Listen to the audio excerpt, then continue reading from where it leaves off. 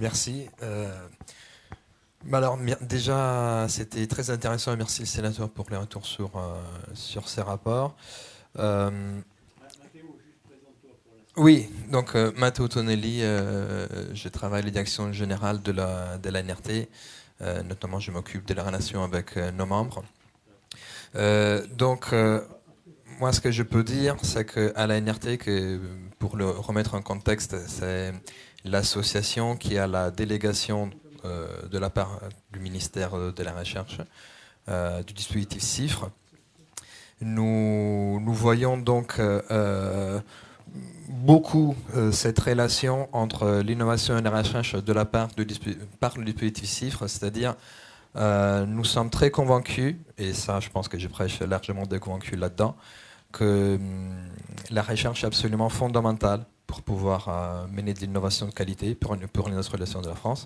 Mais en même temps, on constate aussi que souvent, sur les terrains, par les territoires, par les petites entreprises, on fait de l'innovation, puis on pourra s'accorder sur les mots, sur ce que c'est exactement l'innovation. Mais on fait de l'innovation parce qu'on trouve des solutions qui marchent, et ça nous mène à trouver des sujets de recherche pour comprendre pourquoi ça marche. Et donc, c'est vraiment une relation entre le R et le I qui est réciproque.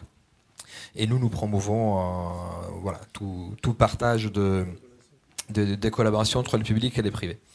Donc ça, c'est pour ce qui en est de la NRT. Alors, moi, je suis très content d'être là parce que j'avoue que je découvre depuis peu les milieux des CRT.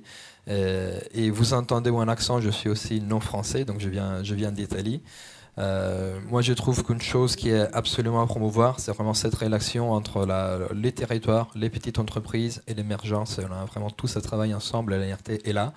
On est vraiment pour notre support pour tout ce qu'on peut, même au niveau de nos relations avec le pouvoir public.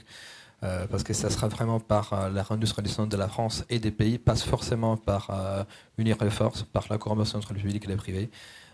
Et vraiment, il ne faut pas oublier cette direction d'innovation qui va du bottom-up, je voudrais dire.